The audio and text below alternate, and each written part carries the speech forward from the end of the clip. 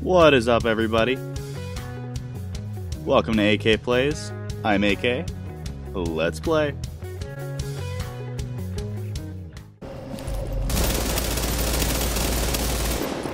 Sniper, no sniping. Oh man! Alright, everybody, today I'm going to be talking about The Division 2. Now, the first thing is, I'm very small, so I wasn't invited to any of the gameplay stuff or the press releases or anything like that. So I've just watched all of the videos like you guys have, and I've garnered some information from all of that. I've probably watched hours worth of footage, and now I've kind of got conclusions and opinions on all the little things that we've learned about Division 2, whether it's the PvP, there are multiple modes, and the Dark Zone. So first thing I'm going to talk about is the kinds of PvP we're going to be looking at. First one is we are getting the Dark Zone back, obviously, and there are 3 Dark Zones. I'm very excited about that. I think it's going to alleviate a lot of problems. I think that making 3 smaller Dark Zones is going to help with people running away, trying to run and chase rogues, and trying to run and chase players. I think that kind of bringing in the constraints of the map is going to help to kind of increase the game speed. So I think that's going to be cool. Next thing is the Occupied Dark Zone, which is one of the 3 Dark Zones. I believe it's rotating. That way you're going to be able to play on different maps with these kind of settings.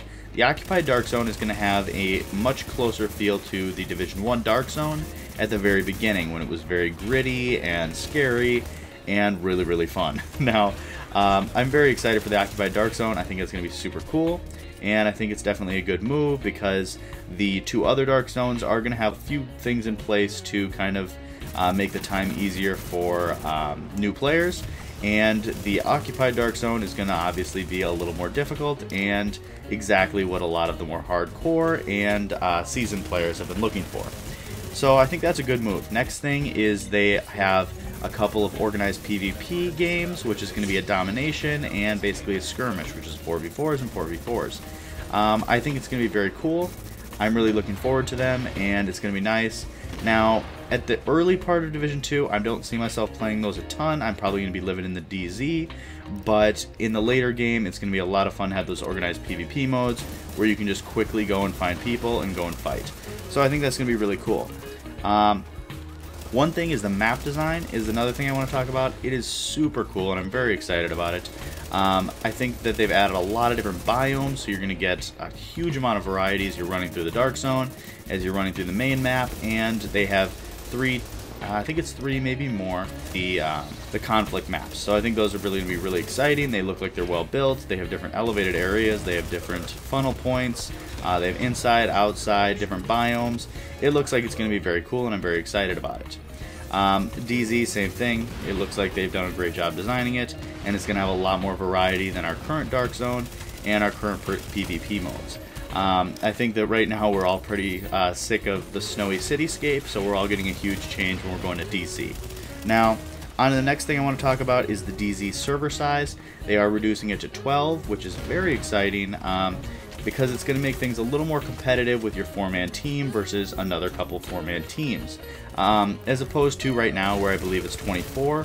At the early part of the division that was possible, where you could go and take on 20 people, and it was a ton of fun.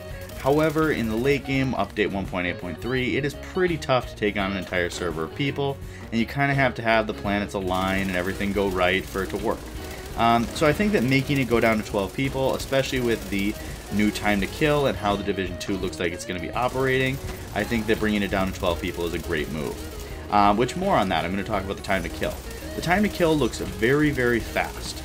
I think there's a couple reasons for that, but number one is as soon as that armor is gone, people get shredded. Now, the armor also is not that tanky, and it looks like people are getting ripped down pretty quick.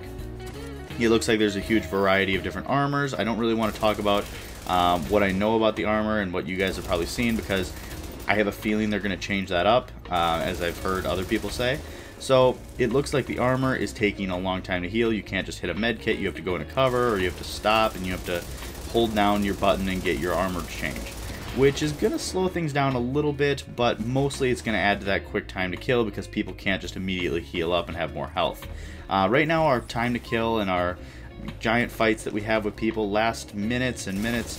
when you're in Division 1. In Division 2, it looks like things are going to be very quick and snappy, which I'm kind of excited about. I think it should offer a good skill gap for the people that are looking for that, and for the people that are looking for balance. I think that it's going to be pretty balanced too, because you could just sneak in a quick kill on somebody depending on how their strategy is. So I think it's going to be very cool. It's going to make the game a little more strategic, and it's definitely going to make you have to rely on funnels and using your corners appropriately. So I'm really excited about that. Next thing, quick thing, is shotgun and snipers had stagger from what I've seen and what I've heard, but I've also heard that people said that that was a mistake by the developers. It was meant for PvE, and so that will not be in PvP. And obviously I hope that is the case, because that would be really game breaking, and I really hope that's not going to happen. Next is the Thieves' Den, which is in the DZ, and it looks like it's basically a rogue safe house. I think there's more to it to get into it, but it's going to be really exciting. I think it's a cool idea. It's somewhere for the rogues to go, and I believe you can get off your rogue there, but it sounds like they say you can get your manhunt off there, but I really doubt it. I feel like that's going to have to be terminals, because they've specified about the manhunt terminals.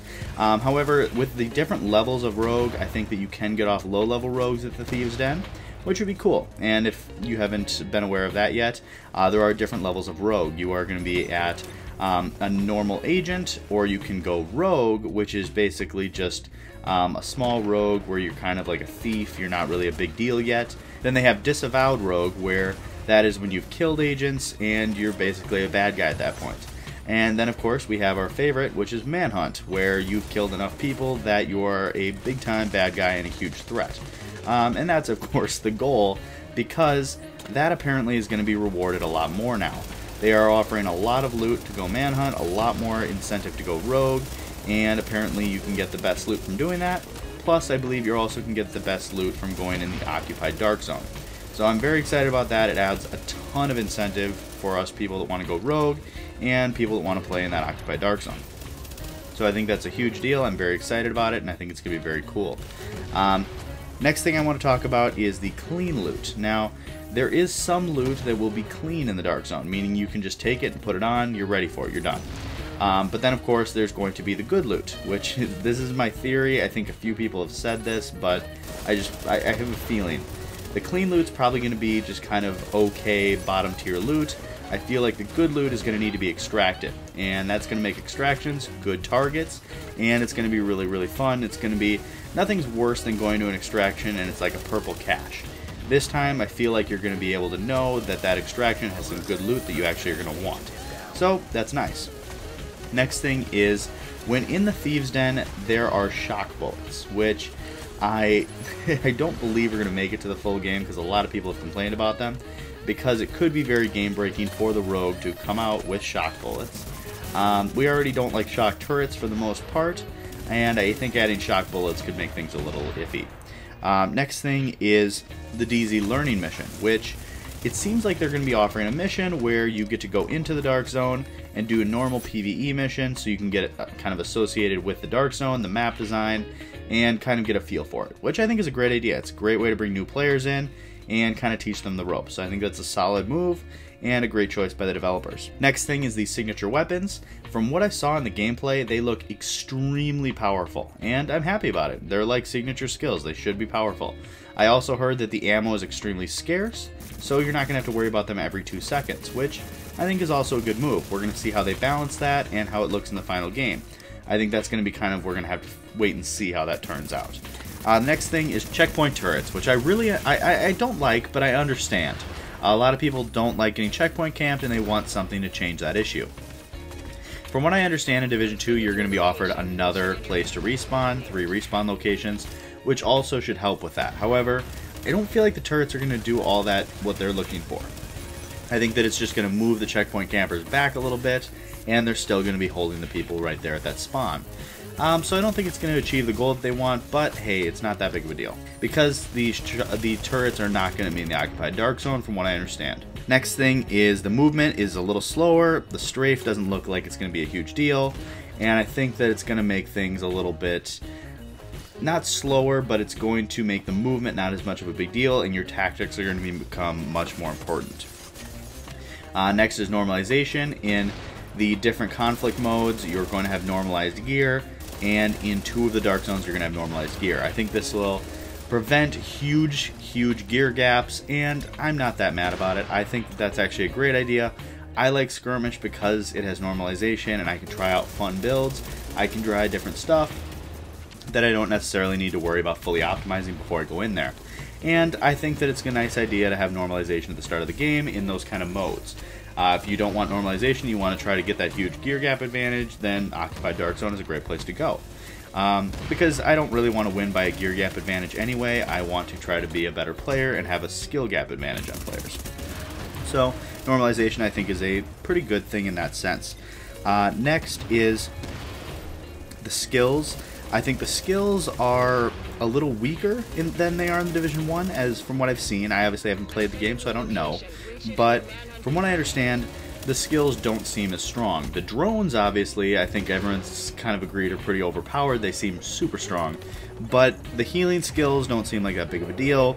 The mini shield, it seems like people can shoot around it. The full shield, it seems like you can only have a pistol. And so that, I think, is pretty balanced. We're going to have to see how that gets as people level up, and if you can make those skills more powerful. Because right now, even the best healing skills that I've seen, it doesn't look like people are gaining back enough to really make them that powerful. As opposed to in the Division 1, where skills are basically everything. Now, the weapons, I think the snipers are strong, shotguns are strong, SMGs are super strong. ARs, from what I've seen, don't look that great.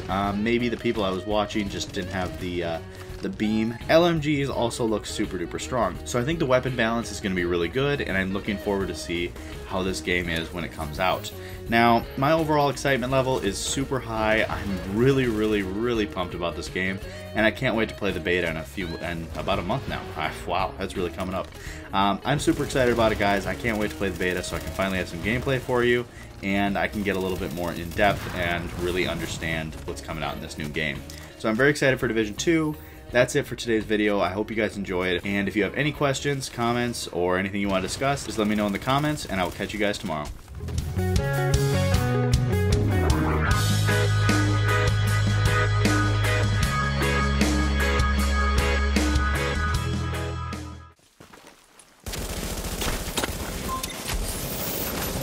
I got you, fam!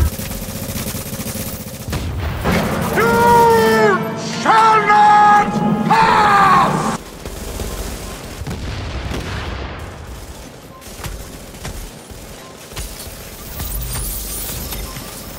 Nope.